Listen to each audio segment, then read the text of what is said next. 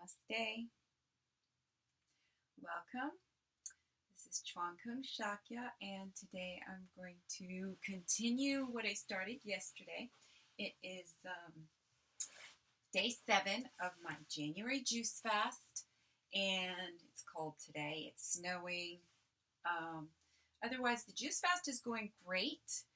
As I said yesterday, it's this is like a little small. There we go.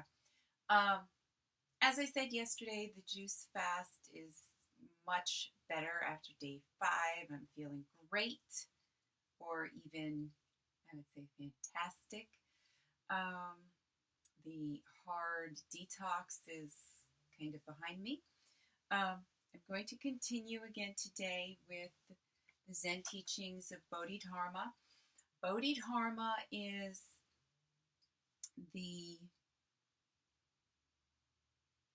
Zen master known for, or the one who is known for bringing Zen to China, or creating Zen, because Zen is part Buddhism, part Taoism. It's a nice mix of the two traditions. Buddhism was in China, and so was Taoism before Bodhidharma came. Bodhidharma traveled from India to China, and he is known as the father of Zen and the father of Kung Fu. Kung Fu I know nothing about. Okay, so I'm going to continue with what I started yesterday. It is the most fundamental Zen lesson that there is.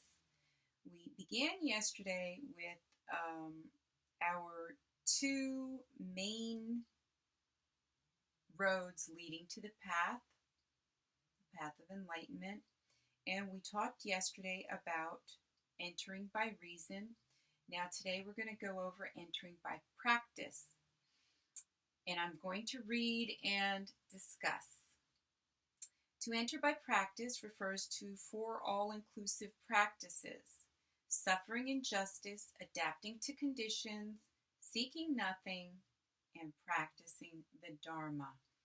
This is a variation of what is known as the 4 Noble Truths in Buddhism. And this is just a really, really nice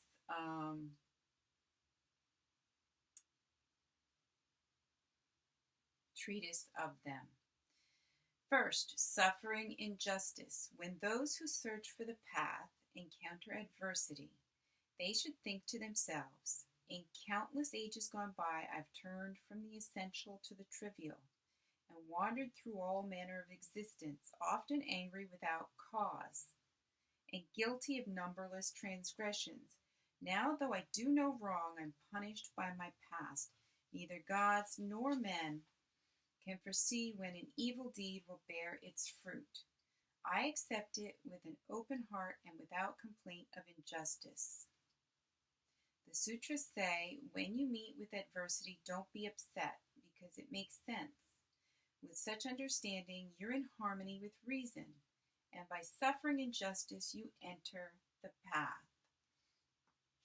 So, this is a very important one. Students on the path, the Buddhist path, the Zen path, and frankly, everyone, we often get to a place where we're like, bad things happen. Why me, etc. That's that adversity. This is just very, very nicely put. That the proper attitude to have is to know that whatever is happening to you, it is because of some past wrongdoing. And so often the Buddhist will say, I wonder what I did in my past life to deserve that. Now, again, not all Buddhists believe in past lives, but Bodhidharma, the father of Zen, that's what he's talking about. So, And I don't know why I said it again, because I haven't said that before, but it is true. Not all Buddhists believe in past lives, but the concept of karma and action and reaction is right there, and so yes, we have countless, accordingly, we have countless lives, and everything we do, we have a reaction. And so this is one of the reasons why we endeavor to do good works. Do good, be good. Second of our 4 practices, adapting to conditions. As mortals, we're ruled by conditions, not by ourselves. All the suffering and joy we experience depend on conditions. If we should be blessed by some great reward, such as fame or fortune, it's the fruit of a seed planted by us in the past. When conditions change, it ends. Why delight in its existence? But while success and failure depend on conditions, the mind neither waxes nor wanes. Those who remain unmoved by the wind of joy silently follow the path. So this, of course, means no matter what happens around you, inside, deep inside, you are unmoved by the good things, by the bad things, knowing that there are good and bad, and that they are what they are based on conditions. I like the way he says conditions here. Another way that that is expressed in the Four Noble Truths is that desire causes suffering. So desire creates suffering, or conditions create suffering. I like this reference to conditions because that refers to being human. As long as you're in this body will have conditions. And there are conditions created by each interaction with every living being, everyone around you, everything around you. And that creates either joy or suffering. But these are worldly joys, worldly sufferings. This does not mean, though, I always have to put in this caveat, that this does not mean that we are completely emotionless. It's just that we understand even these emotions are conditions of the body-mind, and its experiences. And somewhere we hold aloof. Third, seeking nothing. People of this world are deluded. They're always longing for something, always, in a word, seeking. But the wise wake up. They choose reason over custom. They fix their minds on the sublime and let their bodies change with the seasons. All phenomena are empty. They contain nothing worth desiring. Calamity forever alternates with prosperity. To dwell in the 3 realms is to dwell in a burning house. To have a body is to suffer. Does anyone with a body know peace? Those who understand this detach themselves from all that exists and stop imagining or seeking anything. The sutras say, to seek is to suffer. To seek nothing is bliss. When you seek nothing, you're on the path. This one is probably the hardest thing to do. This refers to the third of the Noble Truths, that there is a way out of the suffering, and that is seeking nothing. And the 4th step, of course, is how to seek nothing, how to practice on the path. Seeking nothing, he says here what I just said, anyone who dwells in a body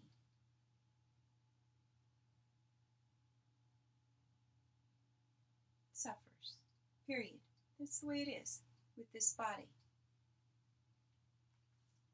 But the way away from this suffering is to seek nothing. And this is why we practice. To end this suffering and to know deep, everlasting bliss.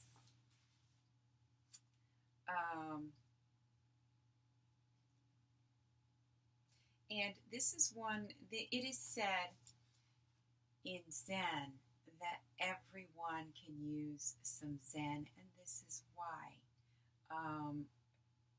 People who are attached to their world, their body, their suffering, they seek all manners of ways out, and they, for instance, this is the difference between yoga and Zen. For instance, in yoga, we're also striving for enlightenment and self-realization.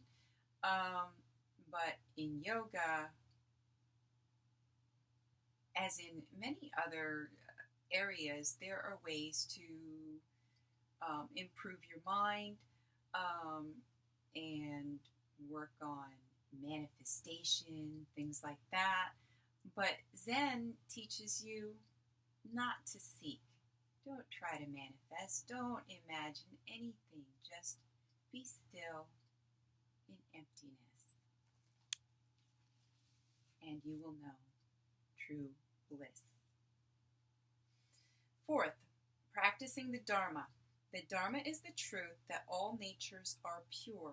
By this truth, all appearances are empty. Defilement and detachment, subject and object, don't exist. The sutras say the Dharma includes no being because it's free from the impurity of being. And the Dharma includes no self because it's free from the impurity of self. Those wise enough to believe and understand this truth are bound to practice according to the Dharma. And since that which is real includes nothing worth begrudging, they give their body, life, and property in charity, without regret, without the vanity of giver, gift, or recipient, and without bias or attachment. And to eliminate impurity, they teach others, but without becoming attached to form. Thus, through their own practice, they're able to help others and glorify the way of enlightenment. And as with charity, they also practice the other virtues. But while practicing the 6 virtues to eliminate delusion, they practice nothing at all. This is what's meant by practicing the Dharma. So, this is why we teach and we practice.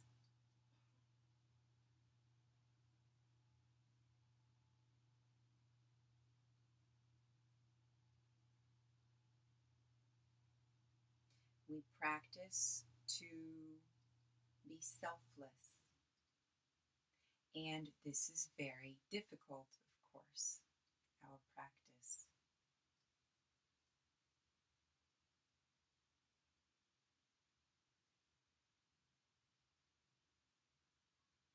Without self or attachment. Because as long as we live in this body, we have attachments. So we're working always to loosen those attachments.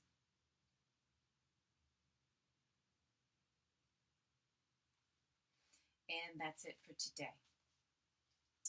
With one more thing I wanted to say about the third practice and that piece I said where everybody needs some Zen. It is said, even the Tao immortals need Zen. And there's a lovely little story about that. I'm not very good with stories, but maybe another time. Have a beautiful, blessed day. Namaste.